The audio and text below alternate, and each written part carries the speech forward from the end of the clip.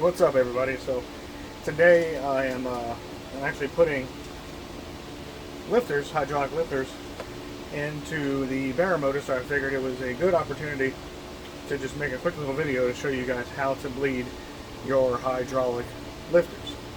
And if you're wondering, hydraulic lifter is this little guy. It's a self-adjusting little guy that requires oil pressure to maintain pressure on the roller rocker, which is what depresses your valves inside the cylinder head. So if you don't know what any of that stuff is, maybe this is a little too far advanced for you, and you probably need to go hop on, your favorite search engine and figure out what all that stuff is. But anyhow, so your hydraulic lifters, and you need to bleed them when you are reinstalling them back into your cylinder head. So over on the engine stand over there is the Barra, and like many overhead cam motors, they have a hydraulic lifter in them. And when you send the head off to the machine shop, or you take the head off and you remove the cams, ultimately what you're doing is you're relieving all that pressure off of the lifter. And so the lifter is going to go full extension, and you cannot depress that with your hand. And when you go to install the cams, nowadays with the spring rates of most modern cars, the spring rate is relatively low compared to what they used to be. And so when you go to install your cams, you put it back on there and you bolt everything down, it's going to push the valves open instead of compressing this little guy like it should. And so if you have a interference motor, you may have some piston to valve interference, which means they kiss, and when a piston kisses a valve, it's usually not good. You bend the valve. So if you have a non-interference motor, you might go to fire that thing up and it might pop and bang and sound all crazy because the valve train timing is completely out of whack because these guys are not where they're supposed to be.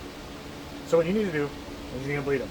And the way that we do that, if you don't have any special tools, like some people have these cool little trays where you put all the lifters in and you put them in the press like I have over in the corner, and then you press it down and it bleeds it. Now if you notice, there is so again, it relies on oil pressure. So you see it's got a little hole there, and that's where the oil is going to come in and come out, like, because this rides in a well like that, and it's full of oil pressure. And then you also have this hole up top which oil comes out of, and it helps lubricate the head. Anyhow, so what I have set up, as you can see, this is soft, mild steel, thin steel that I was using to practice my TIG welding skills.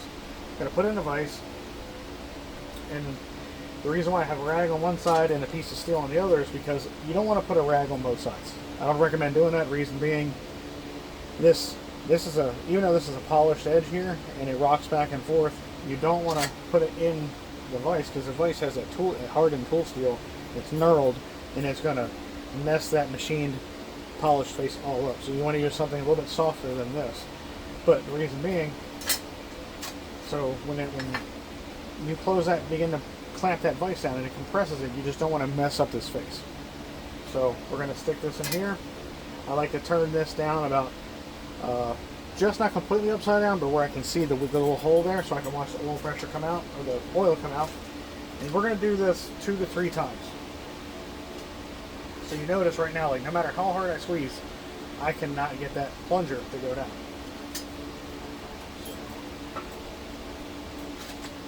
Start applying pressure. So I like to do this slowly, and when you're doing this, you're not going to come totally bottom out the plunger. Don't do that. I hear some people say that can ruin, the inside of the, there's like, I guess, a check valve in there where you can, if you completely compress it, it may ruin it. So I've never completely bottomed one out. So what I like to do is go about 3/4 of the way. So as I'm doing that, there's already oil starting to come out of the side of the lifter. I apply pressure, and you'll notice it'll just gradually compress on its own, just under the pressure of the vise. So almost there. Okay, so that's 3/4, and there's a nice bit of oil underneath. So I'm going to back it off, and you see the plunger extend. I'm going to do it one more time, just for good measure. Get some more of that, bleed some of that old oil out of there. 3/4 of the way. All right. Now, you see there's some of the old oil there. See? Now, I can compress it with my hand. Couldn't do that before. Now what's going to happen is, when I go to reinstall these back into the motor, and then we're going to prime the motor with oil, so we're basically going to build oil pressure without firing it, prime the motor, and then that is going to feed oil into these. And some people, even I like to do this, I like to soak these ahead of time. So basically what it does is it fills up these, in here there's going to be a little chamber that holds the oil. So I like to soak these, and so it can help me get some of the air out. But now when I go to put my cams back on, now at least this way, the lifter is going to compress like it should. I should torque everything down. We'll prime the motor with oil pressure, and we'll fire it up. Hopefully we don't have any issues. So there you go. That's how you bleed a hydraulic lifter. Hope you guys have a good one. Thanks for tuning in, and as always, help support a small channel. Please like and subscribe. I'd greatly appreciate it. But thanks again for watching. See you guys.